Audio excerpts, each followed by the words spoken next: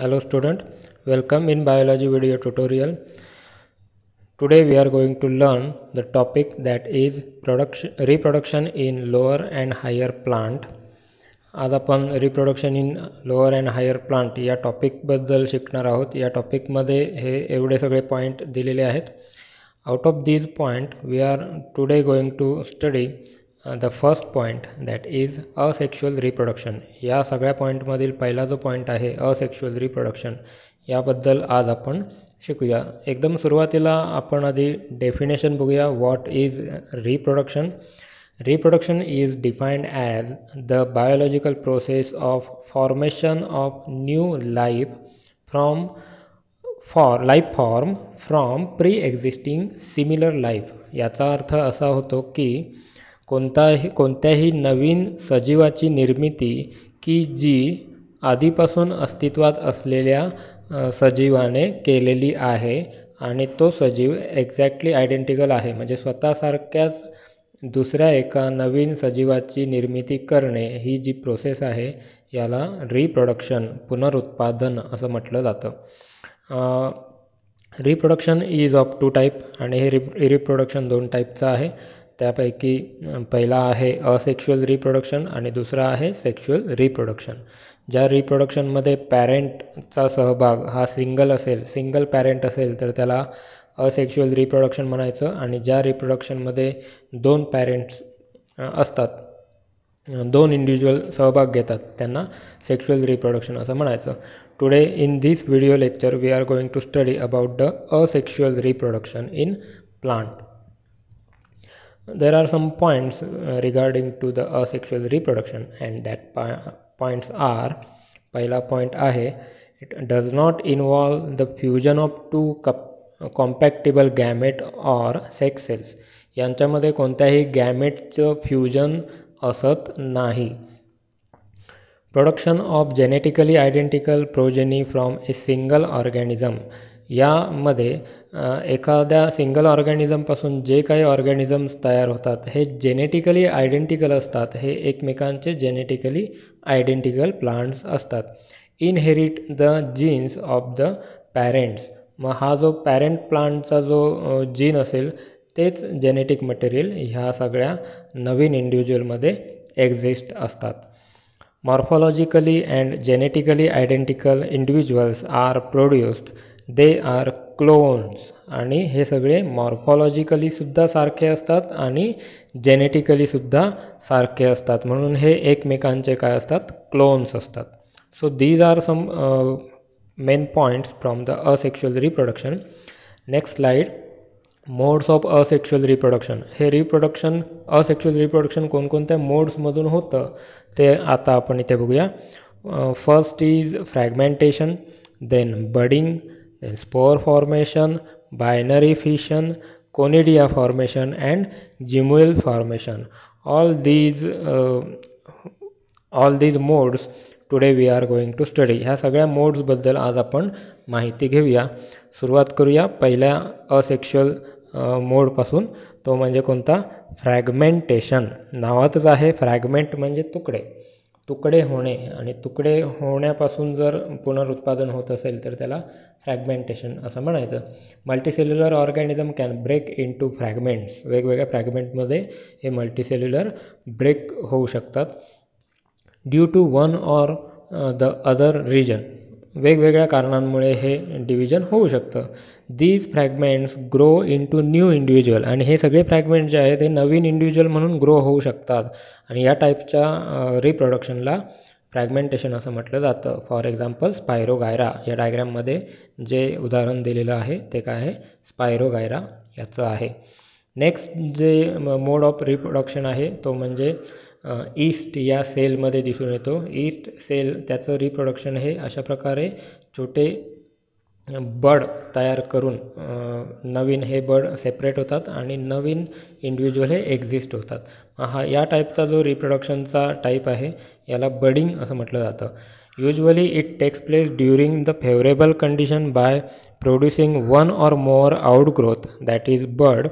म्हणजे favourable condition जेव्हा असतात तेव्हा एक किंवा एकापेक्षा जास्त आउटग्रोथ ह्या सेलमध्ये दिसून येतात. These birds on separation develop into new individual. हे बर्ड जेव्हा सेपरेट होतात त्या सेपरेशननंतर हे दोन वेगवेगळे इंडिव्हिज्युअल म्हणून काम करू लागतात. आणि त्याचं उदाहरण आहे ईस्ट.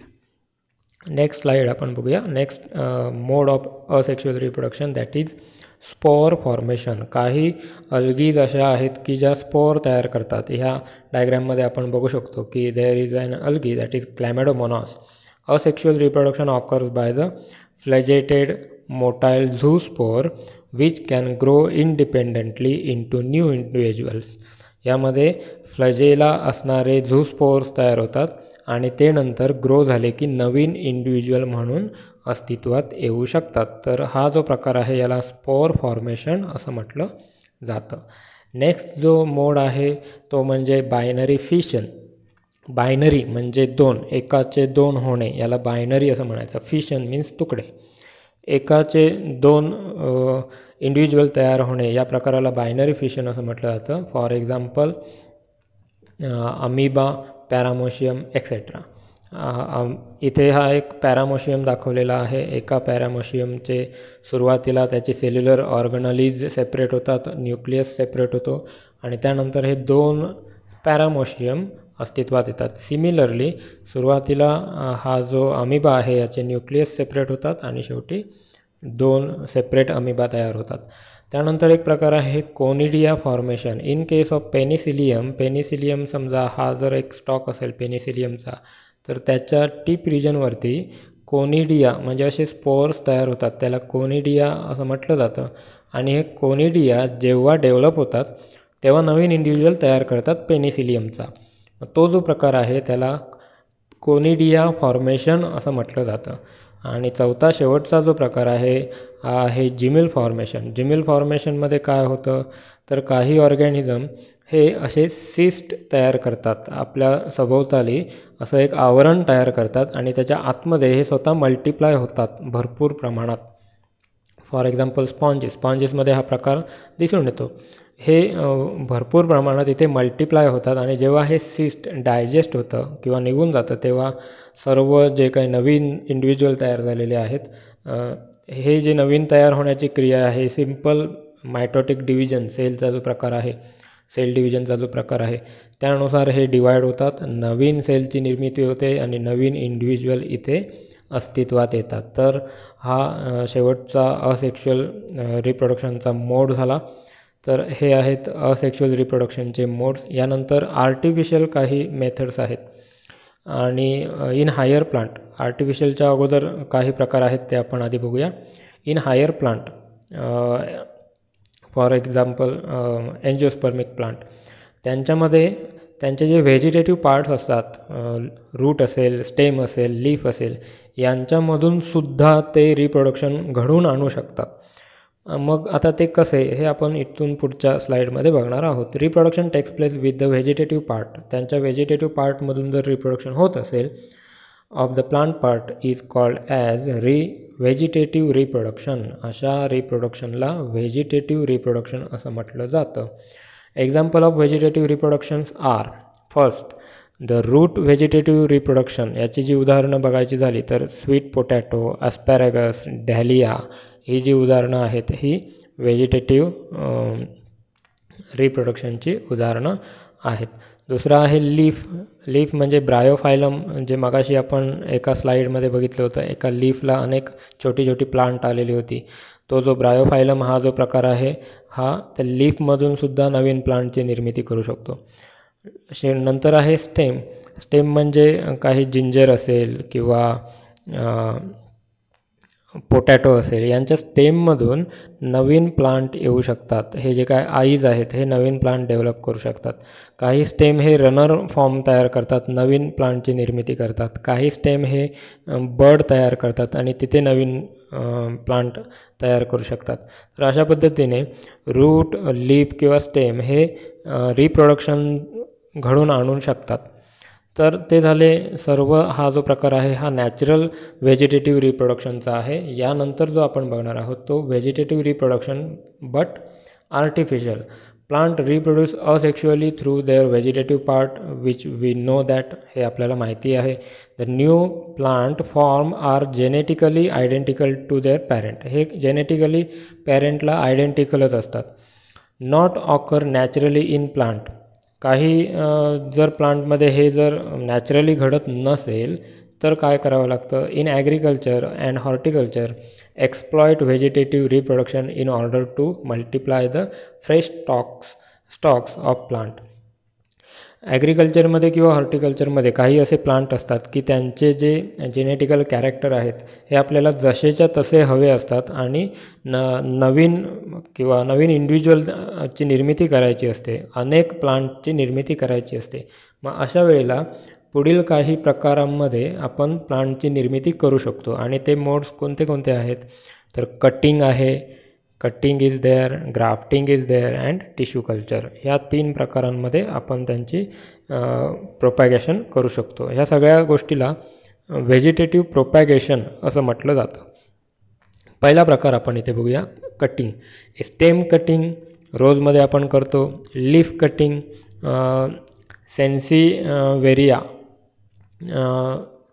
सॅन्सवेरिया या प्लांटमध्ये आपण करतो.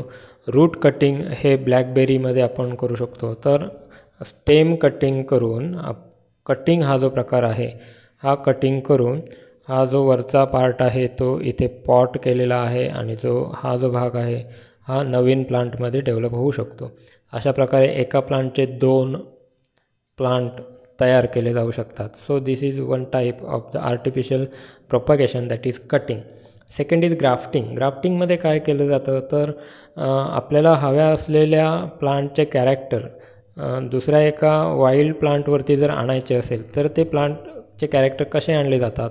हा जो वाईल्ड प्लांटचा पार्ट आहे ज्याला रूट सिस्टीम असेल तो आहे स्टॉक आणि त्याला आपल्याला हवे असणारे कॅरेक्टर आपण जे जोडणार आहोत तो जो पार्ट आहे त्याला सियॉन असं म्हणायचं. मग हा स्टॉकवरती हा सियॉन या पद्धतीने जोडला जातो. याचे अनेक प्रकार आहेत ग्राफ्टिंगचे, त्यापैकी हा एक ग्राफ्टिंगचा प्रकार आहे.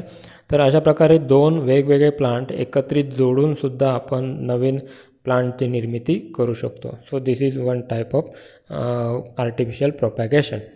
व्हेअर ॲज द बडिंग हा सुद्धा एक ग्राफ्टिंगचाच प्रकार आहे.